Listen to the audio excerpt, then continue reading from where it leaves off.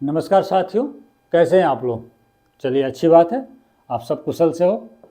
दोस्तों, हमने इसके पहले अपना एक वीडियो आपके साथ शेयर किया था। वो था planning, layout and establishment of new orchard. इस पूरे टॉपिक का फर्स्ट पार्ट आपके साथ हमने शेयर किया था और आपसे कहा था कि यदि आप पोमोलॉजी के स्टूडेंट हैं, हार्टिकल्चर के स्टूडेंट हैं, तो यह टॉपिक, यह विषय आपके फाउंडेशन है, और फाउंडेशन आपका सही हो गया तो आगे की पूरी हार्टिकल्चरल क्रॉप की कल्टीवेशन मैनेजमेंट वो आपके लिए समझना बहुत आसान हो जाएगा। और उसी के क्रम में हमने प्रयास किया था कि आपसे हमारा जो पहला जो पार्ट 1 था उस पर प्लानिंग पोर्शन पर आपसे हमने बात किया।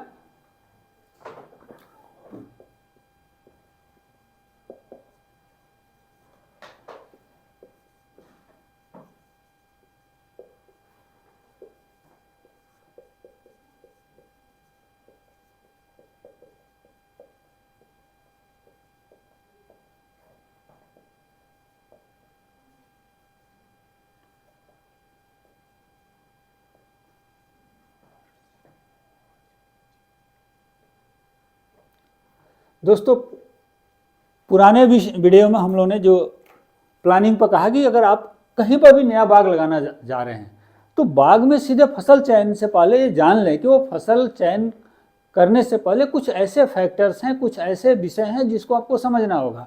जैसे पहले हमने बात किया कि आपके क्लाइमेट वहाँ का समझिए, वहाँ की सॉइल को समझिए, वहाँ की रोड कनेक्टिविटी को समझिए कि जो आप प्रोड्यूस आने वाले समय में बाज़ार को लाएंगे, क्या उसके लिए रोड है प्रॉपर होने के लिए, या मार्केट डिमांड है क्या। इन सारे बिंदुओं पर हमने चर्चा करके अपना फर्स्ट पार्ट ऑफ वीडियो डाला था। अब हमारा जो विषय है आज है सेकेंड पार्ट का, layout and establishment of new orchard. जब आपने फसल, वहाँ की क्लाइमेट, वहाँ की सॉइल और वहाँ की मार्केट पोटेंशियल के हिसाब से आपने फूड क्रॉप्स का चयन कर लिया कि हमको अपने इस पर्टिकुलर साइट के लिए हमें गुआवा की आर्चर्ड लगानी है। फॉर द एग्जाम्पल, अब आर्चर्ड लगाने जाएंगे तो आर्चर्ड आप किस डिजाइन में लगाएंगे, इसके भी 5 सिस्टम है, डिजाइन है, 5 टेक्निक है। तो आज हम बात करते हैं पहले कि सिस्टम ऑफ प्लांटेशन। तो पहला सिस्टम है स्क्वायर सिस्टम।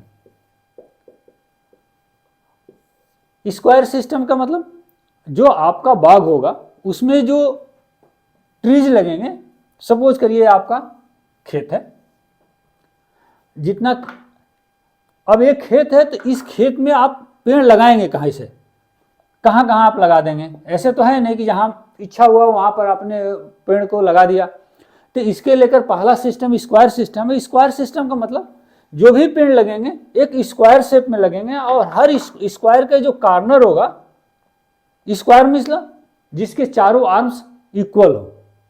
तो इसका मतलब यहाँ क्या हुआ, ये डिस्टेंस, ये डिस्टेंस, ये डिस्टेंस और ये डिस्टेंस चारों समान होगी और इसके चारों कॉर्नर पर पेड़ लगेंगे। तो ये जो सिस्टम ऑफ प्लांटेशन है इसको कहते हैं स्क्वायर सिस्टम ऑफ प्लांटेशन। इस सिस्टम की विशेषता क्या है, सबसे आसान लेआउट है। अगर आप बीइंग एक्सपर्ट, बीइंग एक फार्मर, आप इस सिस्टम का लेआउट अपने खेत में करने जाएंगे तो सबसे आसान है। आसान है तो पॉपुलर भी है। इसमें क्या है, जब शुरू में आप बाग लगाते हैं तो आपका जो हार्टिकल्चरल ट्रीज है वो छोटा होता है, तो बीच में बहुत खाली जगह होती है। तो ये जो खाली जगह है, इस खाली जगह में आप इंटर क्रॉपिंग कर सकते हैं और दोनों डायरेक्शन से कर सकते हैं। जिस डायरेक्शन से आपसे सूट कर सकता है उस डायरेक्शन से इंटर क्रॉपिंग कर सकते हैं। तो यानी ये सिस्टम किसके लिए सूटेबल है, इंटर क्रॉपिंग के लिए भी सूटेबल है। यह सिस्टम से अगर आपने बाग लगाई है तो इंटरकल्चरल ऑपरेशन, आप इस बाग की निराई गुड़ाई करना है, जुताई करना है, स्प्रे करना है, जब बाग फ्रूटिंग में आ जाए हार्वेस्टिंग करना है, तो इन सारे इंटरकल्चरल ऑपरेशन भी इस सिस्टम में आसान होता है। क्लियर हुआ। Plant to plant, row to row distance बिल्कुल सेम होगी। ये तो इस सिस्टम की कुछ खूबियां हो गई। लेकिन इस सिस्टम का लेआउट कैसे करें ये तो हमने बता दी। अगर आप अपने, सपोज करिए ये आपका खेत है और एक किनारा खेत का ऐसे है, थोड़ा तिरछा सा है। अब आपको इसमें स्क्वायर सिस्टम से प्लांटेशन करना है। तो दोस्तों, व्यवहारिक तौर पर लेआउट करना एक निहायत एक्सपीरियंस वर्क है। मैं कोशिश करूंगा यहाँ पर आपको एक लेआउट करने की पूरी टेक्निक को आसानी से समझा सकूं। सबसे पहले जब लेआउट करने जाते हैं तो किसी एक साइड में, हम इस साइड को मान, किसी एक साइड को बेस लाइन खींचें। बेस लाइन कैसे खींच सकते हैं? बेस लाइन खेत की आपकी जो बाउंड्री है वो नहीं होगी, वो तो तिरछी भी हो सकती है। आपके खेत के आसपास कोई रोड जा रही हो, कोई फेंसिंग हो, किसी और का बगीचा हो, ऑर्चर्ड हो, किसी को बेस बनाइए और उसके पैरेलल, सपोज करिए आपके खेत के आसपास एक रोड जा रही थी, इसके पैरेलल आप अपना बेस लाइन खींचिए। बेस लाइन मतलब इसके पैरेलल का अर्थ हो गया यहाँ से दूरी समान होगी। आप अपने खेत की बाउंड्री को भूलिए, आप बिल्कुल पैरेलल एक लाइन खींचिए। तो पैरेलल हुआ तो क्या हुआ, रोड से हर जगह दूरी समान होगी। तो एक सीधी लाइन आपके खेत को मिल गई। अब इस सीधी लाइन के पर आपको दोनों तरफ एक राइट एंगल 90 डिग्री का कोण बनाना है। ऐसे तो आपने ज्योमेट्री में 90 डिग्री के कोण बनाने के बहुत सारे टेक्निक आपने देखा होगा, आपने जो आर्क का भी यूज किया होगा, आपने राइट एंगल ट्रायंगुलर का भी यूज किया होगा, तिकोनिया जिसको कहा करते थे, हाफ जिसको चांद भी कहते थे, आर्क भी कहते थे। लेकिन इतने बड़े खेत में क्या ये ज्योमेट्रिकल के टूल्स काम आएंगे? बिल्कुल नहीं आएंगे। उस खेत के एक कार्नर के एक हिस्से में भी नहीं आएंगे कि आप राइट एंगल खड़ा कर सकें। तो आपने अपने क्लास 8th 9th में पढ़ा होगा पाइथागोरस प्रमेय, पाइथागोरस का जो सिद्धांत पढ़ा हुआ है, उस सिद्धांत को दिमाग को आप रिकॉल करिए और उस सिद्धांत से अपना राइट एंगल, आपको और बिना राइट एंगल बनाए आप अपने बाग का परफेक्ट लेआउट कर ही नहीं सकते। पाइथागोरस प्रमेय क्या कहता है? एक थ्योरी है 3, 4, 5 metre theory, 3, 4, 5 metre system theory जो आप बोले। पाइथागोरस का प्रमेय कहता है हाइपोटेनस का square is equal to base का स्क्वायर प्लस परपेंडिकुलर का स्क्वायर। अगर कोई ट्राइंगल है, कोई राइट एंगल ट्राइंगल है, तो राइट एंगल ट्राइंगल की विशेषता है, ये हो गया हाइपोटेनस, ये हो गया बेस, ये हो गया क्या चीज आपका, परपेंडिकुलर। तो इसकी जो दूरी है यानी बी का स्क्वायर इजकल टू पी का स्क्वायर इजकल बी का स्क्वायर सॉरी प्लस पी का स्क्वायर इजकल टू हाइपोटेनस का स्क्वायर।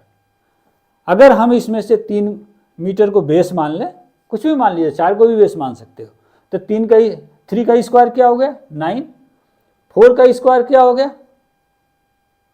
16 और 25 का स्क्वायर क्या हो गया 25, 5 का स्क्वायर क्या हो गया 25। तो ये हो गया, देखिए 9 + 16 इक्वल टू 25।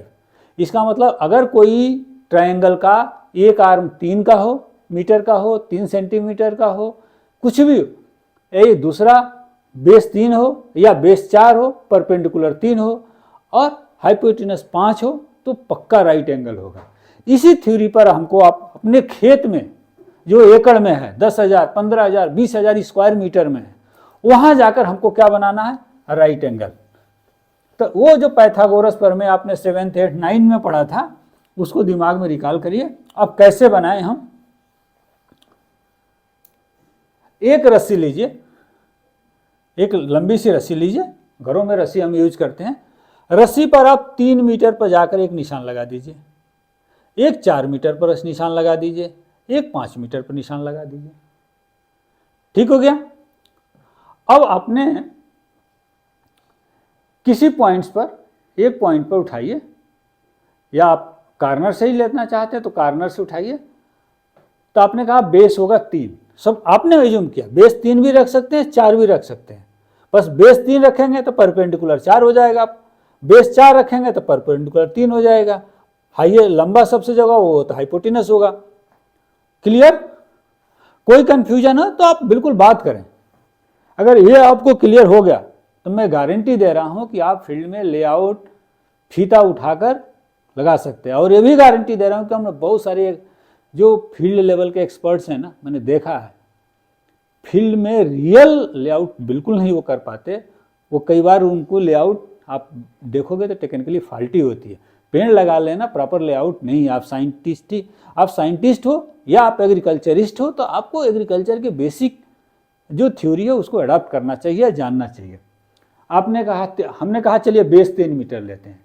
इस कार्नर से आपने क्या किया, ये चीज देखिएगा, अगर ये लाइन सीधी नहीं है तो फिर आप इस कार्नर से थोड़ी आगे बढ़कर ले लीजिए, कोई पॉइंट ले लीजिए और यहां से 3 मीटर का बेस आपका 3 है, रस्सी को वही जो रस्सी आपकी 3 यहां से रस्सी यहां पर इस कार्नर पर फिट करिए और 3 मीटर पर जाकर एक हाफ आर्क मारिए।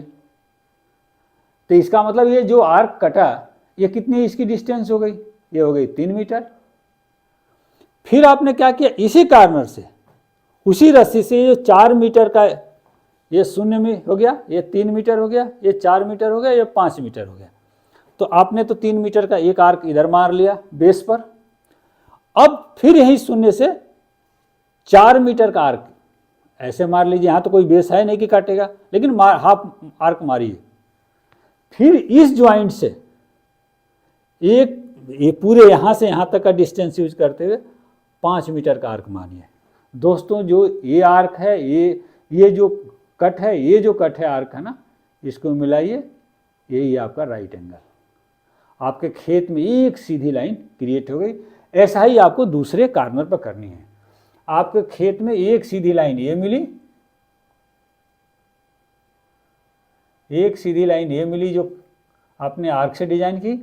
इसी तरह से यहां से आप आर्क मार कर एक सीधी लाइन जनरेट करिए। अब आपका बाग 100% सीधी सीधी डिजाइन होगी। जब ये आपको सीधी लाइन मिल गई तो फिर ये आर्क की कोई आवश्यकता नहीं रह गई। अब आ गई आपकी सीधी लाइन का, एक सीधी लाइन मिल गई। अब इसके पैरेलल आप दूसरी सीधी लाइन खींच दीजिए। सपोज करिए रो टू रो डिस्टेंस आपकी 10 मीटर है। आप आम का बाग लगाना जा रहे हैं तो रो टू रो डिस्टेंस 10 मीटर है, तो इसका 10 मीटर बाद दूसरी सीधी लाइन खींच दीजिए। अब तो कोई आर्क की आवश्यकता है नहीं, क्योंकि यहाँ से 10 मीटर नापिए, एक जगह से और 10 मीटर नाप लीजिए, 2 जगह से और नाप लीजिए, और सीधी लाइन मिला दीजिए। फिर तीसरी भी 10 मीटर पर हो गई, चौथी भी। अब प्लांट टू प्लांट भी 10 मीटर पर है, तो आप मेजर करके आप निशान लगाते जाइए। तो देखिए एग्जैक्ट ये जो है आपको 10 मीटर का डिस्टेंस मिलता जाएगा और आपका बाग जो बनेगा बिल्कुल स्क्वायर शेप में, जिसको कहते हैं सीधी होगी, स्क्वायर शेप में होगी। जिधर से आप बाग को देखेंगे, इधर से देखेंगे तो बिल्कुल लाइन सीधी दिखेगी, इधर से देखेंगे तो लाइन सीधी दिखेंगे। तो आशा है कि ये लेआउट का जो कंसेप्ट है, यही कंसेप्ट आपको अंदर सिस्ट रेक्टेंगल में भी मिलेगा। तो प्लॉट पर, साइट पर राइट एंगल बनाना लेआउट का पहला मोस्ट ऑफ द इंपॉर्टेंट बिंदु है। तो क्लियर हुआ? तो इस तरह से आप इसमें, और यहीं इसी कार्नर पर आपका प्लांटेशन होगा।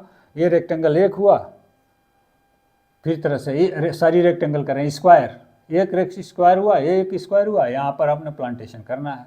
सारे स्क्वायर के चारों एंगल पर प्लांटेशन होगा। यहाँ हो सकता है कि जेड डिस्टेंस न दिख रहा हो, उसको आप माइंड ना करें, समझे कि स्क्वायर का मतलब जिसके चारों ओर इक्वल हो। अब हमने इस्टेब्लिशमेंट भी बात कर दिया। अब बात आती है कि दूसरा सिस्टम क्या है। अब इसके आगे का सिस्टम है डायगोनल सिस्टम।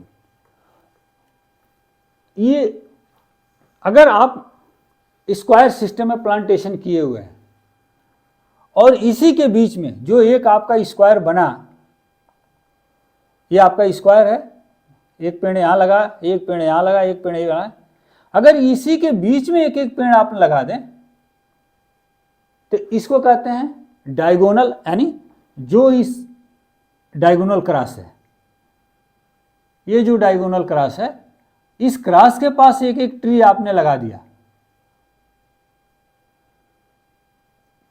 तो ये जो डायगोनल क्रॉस पे एक ट्री लगाया, तो इसको कहते हैं डायगोनल सिस्टम या कुनकुनक सिस्टम। इस सिस्टम की एक विशेषता है इस सिस्टम में ये जो पेड़ लगाए जाते हैं जनरली फिलर नेचर के होते हैं, शॉर्ट पीरियड के होते हैं। ये नहीं है कि इसको आप बहुत लंबे पीरियड, क्योंकि अगर ये लंबे पीरियड का आप ट्री लगा देंगे तो फ्यूचर में क्या करे, ओवर क्राउडिंग क्रिएट कर देगा। तो ओवर क्राउडिंग से बचने के लिए हम ऑलमोस्ट जो है फिलर प्लांट लगाते हैं, शॉर्ट पीरियड का पेड़ लगाते हैं जब मेन ट्री छोटे होते हैं, और फिलर ट्री जिनकी जो जल्दी फ्रूटिंग में आ जाते हैं उनको हम इस तरह के फिलर ट्री में लगाते हैं। लेकिन इस सिस्टम की एक विशेषता है, लगभग नियरली डबल होता है इसमें पेड़ की संख्या। अगर इसमें पेड़ की संख्या इस स्क्वायर सिस्टम से अगर 10x10 पर आपने 10x10 मीटर पर लगाया है ना, तो 100 प्लांट लगाओगे।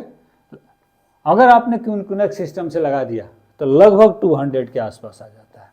तो ये कह सकते हैं इस सिस्टम की एक विशेषता। कई बार पूछा जाता है हाईएस्ट नंबर ऑफ प्लांटेशन किस सिस्टम में लगाई जा सकती है, दैट इज द क्यूनकुनेक सिस्टम या डायगोनल सिस्टम। ये कई नियम में पूछा जाता है कि अगर सबसे ईजीएस्ट सिस्टम ऑफ प्लांटेशन का क्या है, तो वो स्क्वायर सिस्टम। सबसे ईजीएस्ट सिस्टम जिसमें इंटरकल्चरल ऑपरेशन और इंटरक्रॉपिंग करना आसान हो, वो कौन सा है। इसमें लिमिटेशन क्या है, इसमें इंटरक्रॉपिंग करना थोड़ी टफ है, क्योंकि आप इनके बीच की जगह में तो आप कल्टीवेटर चला नहीं सकते, यहाँ तो आपने ट्री लगा दी। तो इसकी एक लिमिटेशन हो गई कि यह इंटरकल्चरल ऑपरेशन या इंटरक्रॉपिंग करना थोड़ी टफ है। और ये सिस्टम जनरली उन्हीं फ्रूट क्रॉप्स में अडॉप्ट करते हैं जिसमें प्लांटेशन डिस्टेंस थोड़ी ज़्यादा हो, कम से कम 8 मीटर या उससे ज़्यादा हो। उसी में क्यूनकुनेक सिस्टम या डायगोनल सिस्टम का उपयोग करना चाहिए। अगर आपका प्लांटेशन डिस्टेंस 5 मीटर है, 6 मीटर है, तो क्यूनकुनेक सिस्टम का यूज़ करना ज़्यादा उपयोग नहीं होता है। और या जो मेन ट्री है बहुत स्लो ग्रोइंग है, ये जो मेन ट्री है वो बहुत स्लो ग्रोइंग है, टाइम टेकिंग है उसका, तब आप क्यूनकुनेक सिस्टम में 5वां ट्री आप फास्ट ग्रोइंग लगाकर आप अपनी आमदनी को, फार्मर कुछ एडिशनल इनकम जनरेट कर सकता है। तो ये तो हो गई आपकी क्यूनकुनेक सिस्टम। हम सेकंड सिस्टम पे आए।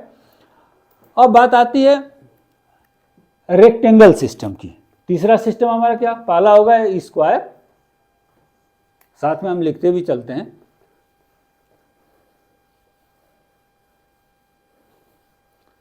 स्क्वायर में हमने बताया कि इसके चारों आर्म्स इक्वल होते हैं और चारों आर्म्स के कोने पर हम कॉर्नर पर हम प्लांटेशन करते हैं। दूसरा हमने कहा डायगोनल सिस्टम या क्यूनकुनेक सिस्टम। इसमें क्या होता है, जो स्क्वायर सिस्टम है उसी तरह से उसके चारों कॉर्नर पर प्लांटेशन करते हैं, लेकिन एक 5वां फिलर बीच में करते हैं। इसके तुलना में इसमें लगभग डबल नंबर ऑफ प्लांट्स हो जाते हैं। Third one that is a rectangle system.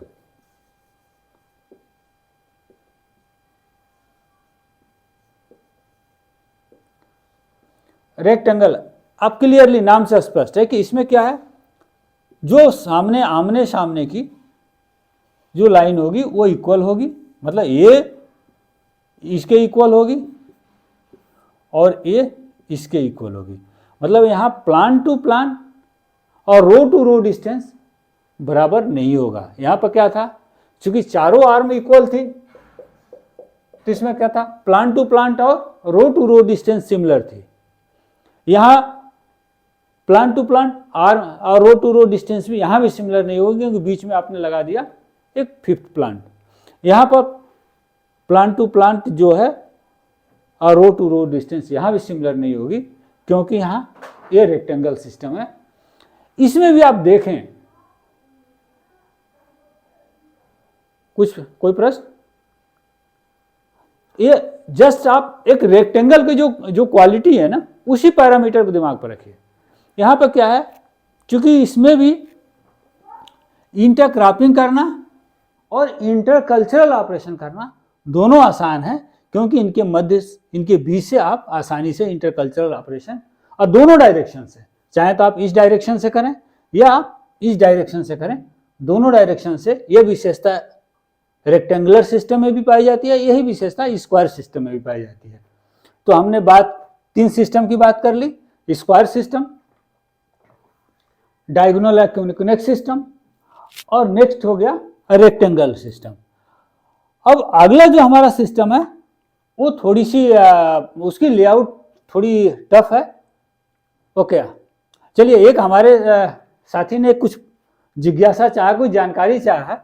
उनका प्रश्न ये है, दो प्रश्न वो इशारे में कई बार वो बात रखना चाह रहे हैं कि कैसे हम निकालें कि 1 हेक्टेयर में कितना पेड़ आएगा। और दूसरा उन्होंने चाहा है कि ये जो क्यूनकुनेस सिस्टम है, डायगोनल सिस्टम है, जिसमें मैं क्लेम कर रहा हूं कि नियरली डबल आएगा, उनके हिसाब से लगता है कि डबल नहीं आएगा। तो उस दोनों प्रश्न का जवाब ढूंढने का प्रयास करते हैं। पहले number of tree in 1 hectare कैसे निकालें, ये देखिए, ये समझने के लिए पहले जानना होगा कि जिस ट्री का नंबर आप निकालना जा रहे हैं उसका प्लांट टू प्लांट और रो टू रो डिस्टेंस क्या रखा है आपने। सपोज करिए आपने मैंगो का प्लांटेशन कर रहे हैं 10 मीटर बाई 10 मीटर, या बेल का प्लांटेशन करने जा रहे हैं 10 गुणे 10 बाई 8 मीटर। अब दोनों कंडीशन में आप चाहते हैं कि 1 हेक्टेयर में कितना आम का पेड़, क्योंकि आप नर्सरी जाओगे तो आप कहोगे कि मुझे इतना पेड़ चाहिए, आपको पता ही नहीं कि कितना पेड़ चाहिए। दोस्तों 1 hectare 1 hectare is equal to 10,000 square metre. ये आप बिल्कुल रट जाइए इसको। 1 एकड़ is equal to 4,000 square metre, इसको भी आप रट जाइए। ये दो स्टैंडर्ड चीज का आप याद रखें।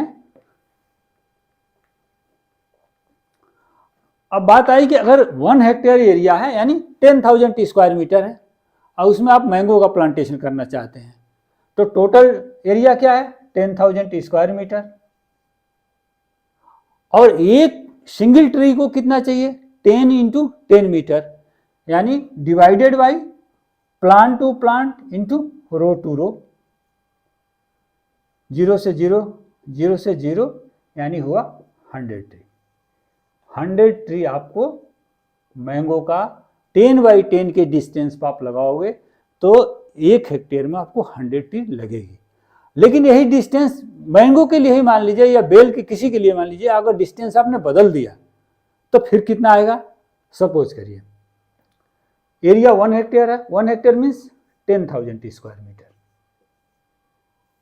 हमने कहा plant to plant distance 10, row to row distance 8, इसके डिवाइड करिए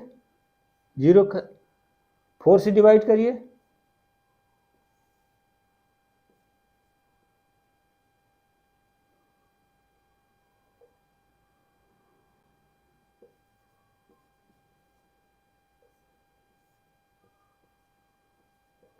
यानी हुआ 125 ट्री।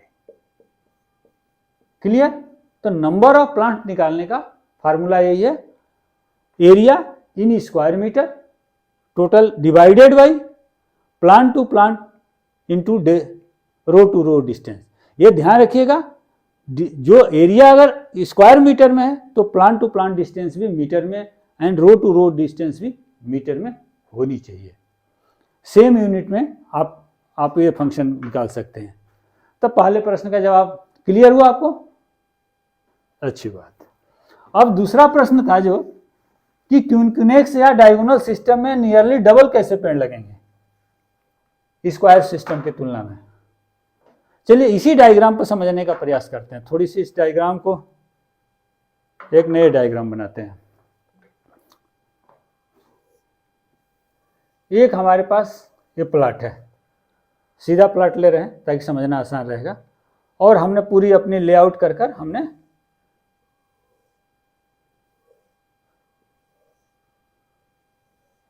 लेआउट किया।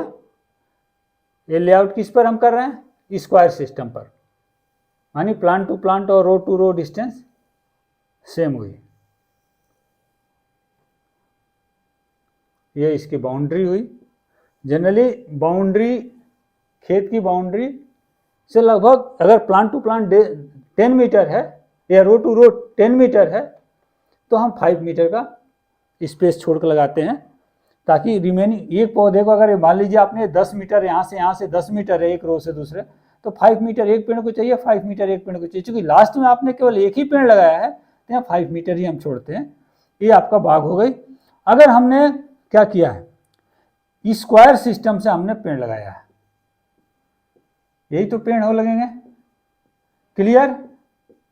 थोड़ी टाइम लगेगा, हम भी समझने का प्रयास करते हैं और आपको भी समझने का प्रयास कराते हैं।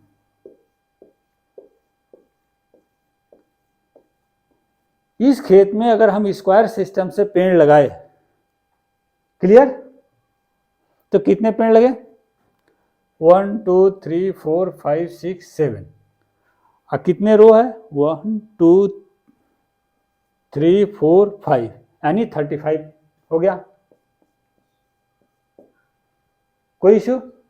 35 हुआ। अब मैं कह रहा है कि क्यूनकनेक्स या डायगोनल सिस्टम में क्या है कि इनके बीच में एक ट्री लगा लेते हैं। अब वो भी लगा दीजिए।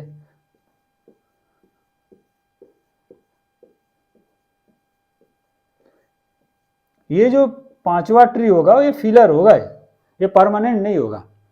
अब काउंट करिए इनको, 1 2 3 4 5 6, 1 2 3 4, 1 2 3 4 5 6, 1 2 3 4, तो ये हो गया 24। यानी एग्जैक्ट डबल नहीं हुआ, हमने कहा था नियरली डबल होगा। तो लगभग लगभग आपने कहा कि इसमें जो है कितना परसेंट होगा? 50% होगा। 50% नहीं हुआ, 50% होता तो ये करीब करीब, तो ये देखें तो लगभग लगभग डबल से थोड़ी कम है, नियरली डबल होगा। और थ्योरेटिकली समझे तो देखिए एक स्क्वायर ये बना, एक स्क्वायर ये बना, हर के बीच में एक स्क्वायर बन रहा है, स्क्वायर के बीच में एक स्क्वायर बन रहा है। तो एग्जैक्ट डबल नहीं होगा लेकिन नियरली डबल होगा। देखिए हर स्क्वायर के बीच में एक स्क्वायर बन रहा है। तो चूंकि 35 में भी अंतर आएगा, अगर बड़े एरिया में आप देखेंगे तो नियर टू डबल हो जाएगा।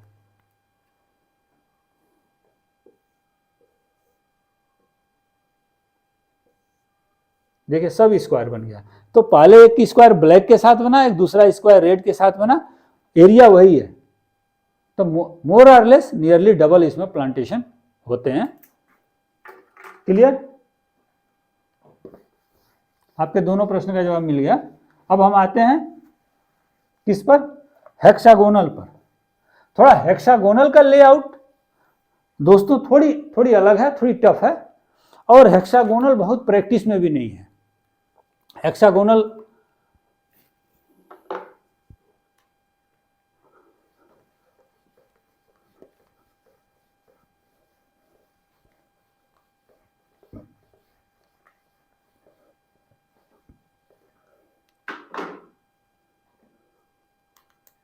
स्क्वायर,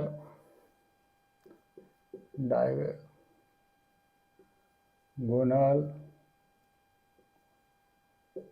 रेक्टेंगुलर, चौथा हो गया हेक्सागोनल। हेक्सागोनल को अगर देखें तो जो इक्विलेटरल ट्राइंगल बनते हैं ना, उसके इसको भी अगर हम फील्ड में समझने का प्रयास करें,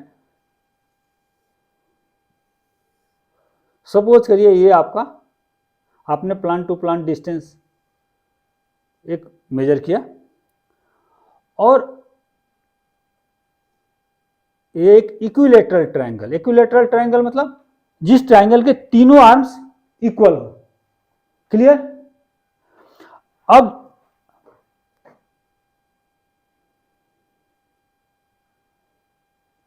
बनाने में कंफ्यूजन होगा, जगह कम पड़ेगा।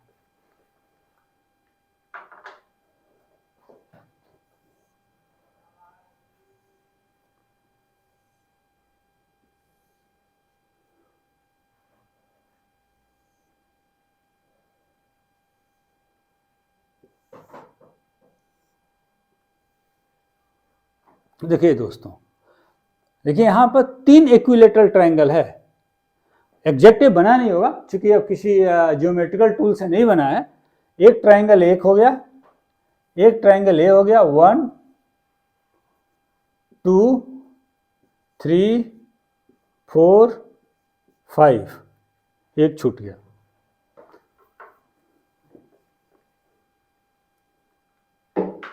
यहां भी ऐसे ही बनेगा।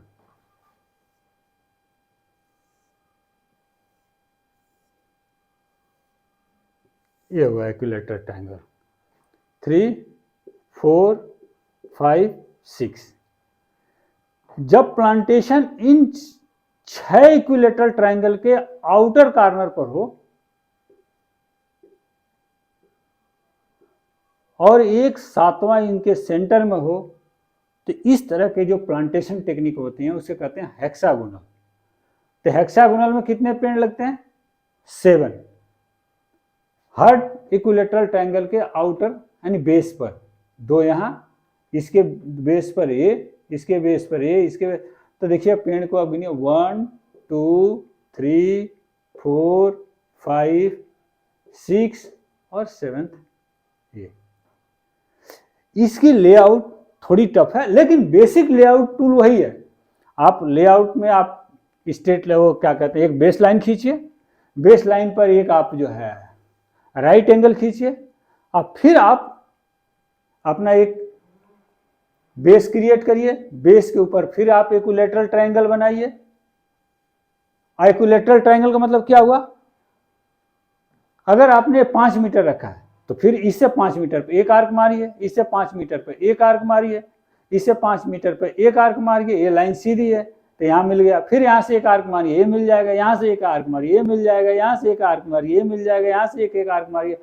तो रस्सी से यहाँ पर टोटल डिजाइनिंग होगी फील्ड में रस्सी से। आप जो किताबों में, कापियों में आपने ज्योमेट्रिकल टूल से काम किया ना, यहाँ वही ज्योमेट्रिकल टूल, थ्योरी वही है। तो इस तरह से आप इसकी डिजाइन करेंगे। इस सिस्टम से हेक्सागोनल को कंपेयर यदि आप स्क्वायर सिस्टम से करें तो लगभग 15% ज्यादा इसमें पेड़ लगते हैं। डायगोनल में डबल, हेक्सागोनल में 15%। दोस्तों लेकिन हेक्सागोनल की लिमिटेशन क्या है? इसमें इंटरकल्चरल ऑपरेशन और इंटरक्रॉपिंग थोड़ी टफ है। ये नहीं है कि आप एज यूजुअल जैसे आप स्क्वायर और रेक्टेंगुलर में आप इंटरक्रॉपिंग कर रहे थे जैसे, तो वैसा इसमें कर सकते हो। इसमें थोड़ी सी पोजीशन होती। दूसरा, ये सिस्टम का उपयोग वहीं करना चाहिए जहाँ सॉइल फर्टाइल हो, जहाँ पर इरिगेशन की प्रॉपर सुविधा हो। अदरवाइज आपने नॉन फर्टाइल लैंड में इतनी डेंस प्लांटेशन किया तो जो रूट्स हैं उनके बीच में न्यूट्रिएंट के लिए, मॉइस्चर के लिए कंपटीशन होगा। तो और पानी की कमी है तो पानी के लिए भी कंपटीशन होगा। तो कहा जाता है हेक्सागोनल सिस्टम वहीं अडॉप्ट करना चाहिए जहाँ सॉइल फर्टाइल हो और वाटर इरिगेशन के एश्योर्ड साधन हो। दोस्तों ये तो हो गया आपका। लास्ट खासतौर पर हिल टेरेन की बात करें, ये सारे जो हमने सिस्टम की बात करी ना लेआउट की, ये सारे मैदानी हिस्सों के थे। क्योंकि मैदान जो हिल है उसका तो ऐसा कोई जगह है ही नहीं है कि फ्लैट लैंड है आपने फीता लिया और लेआउट कर दिया। तो हिल में कैसे करें? तो हिल में जो लेआउट करते हैं उस सिस्टम को कहते हैं कंटूर सिस्टम।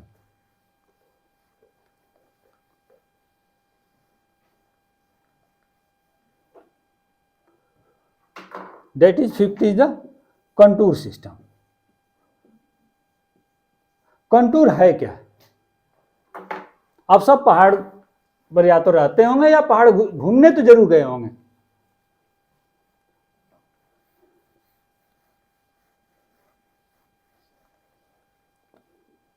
तो जो स्लोपी एरिया है, जो स्लोप पर है, वहां पर ये सिस्टम का उपयोग करते हैं। और यहाँ जो प्लांटेशन हम करते हैं वो यूनिफॉर्म स्लोप पर कर सकते हैं या सेम एल्टीट्यूड। मतलब अब इसको आप ऐसे समझो, ये समझो एक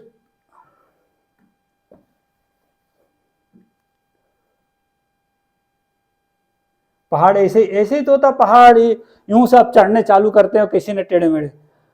अब ये पहाड़ हो गया और पहाड़ पर कहते हैं ना कंटूर। कंटूर क्या है? इमेजिनरी लाइन है जो इनकी हाइट सेम होती है। तो कह सकते हैं ना ये पहाड़ का एक खेत एक कंटूर ये हो गया। ये कंटूर हो गया, दूसरा कंटूर हो गया, तीसरा, पिछले तो पहाड़ की खेती को कंटूर फार्मिंग कहते हैं।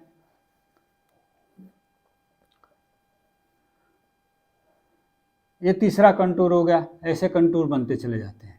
तो कंटूर क्या है, जिसका अगर हाइट देखें इस कंटूर की, तो समुद्र तल से सारी इसकी हाइट एक अलग होगी, एक होगी, इसकी हाइट अलग होगी, इसकी हाइट अलग होगी, इसकी हाइट अलग होगी। तो यहाँ पर जो प्लांटेशन करते हैं वो उनका जो रो बनाते हैं, उनकी स्लोप और समुद्र तल से ऊंचाई एक होती है। तो यहाँ पर हम अलोंग द कंटूर हम प्लांटेशन करते हैं। इसके बेनिफिट क्या है, सॉइल इरोजन, जो सॉइल लॉस पहाड़ की सबसे बड़ी समस्या है कि चूंकि स्लोपी लैंड होने के नाते और रेनफॉल बहुत होता है, तो अगर आपने जो कल्चरल ऑपरेशन में आपके मिस्टेक है तो सॉइल लॉस, आपकी फर्टाइल सॉइल तो सारी रेनफॉल के साथ बह जाएगी। तो इसने बचने के लिए कंटूर सिस्टम ऑफ प्लांटेशन पहाड़ पर यूज करते हैं, और इसमें अलोंग द सिमिलर जो है स्लोप एंड सिमिलर एल्टीट्यूड करते हैं। तो ये आप कह सकते हो ना कि आपका लेआउट ऐसे होगा।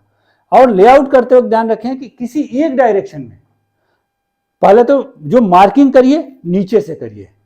मान लीजिए पहाड़ की टॉप हिस्सा आपका और ये आपका खेत का बॉटम हिस्सा है, पहाड़ की नहीं, आपके खेत की। पहाड़ की बॉटम और टॉप तो बहुत लंबी बात हो जाएगी, तो कितने हजार लोगों का खेत होगा। आपके खेत का ये बॉटम है, ये आपका खेत का टॉप है।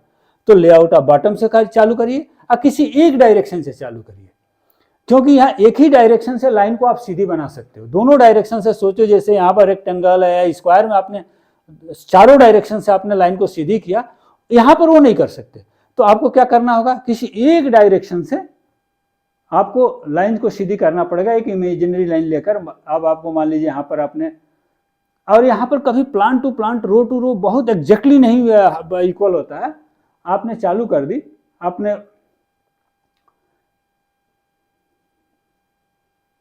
तो नेक्स्ट जो पौधे होंगे वो आपका इक्वल डिस्टेंस पे जाएंगे। तो एक तरफ से आपका पौधा सीरीज में चलेगा, लेकिन हो सकता है लास्ट तक जाते जाते ये सीरीज कम पड़ जाए, क्योंकि ऊपर की तरफ खेत पतले हो जाएंगे। तो आपको देखिए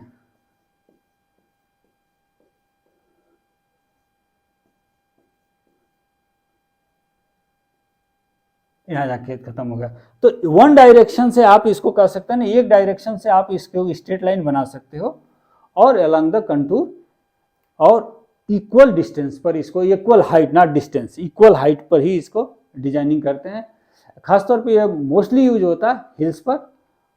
दोस्तों हमने जो है कोशिश किया लेआउट को, जितने 5 सिस्टम है आपको, square system, diagonal system, rectangular system, hexagonal system, contour system, कैसे आप इसकी लेआउट करेंगे, हर सिस्टम की क्या विशेषता है, हर सिस्टम की क्या लिमिटेशन है, उस पर आपसे चर्चा किया। अब चूंकि आज का विषय थोड़ी लेंदी लग रहा है, फिर भी मैं चाह रहा था कि इस विषय को खत्म कर लिया जाए। अगला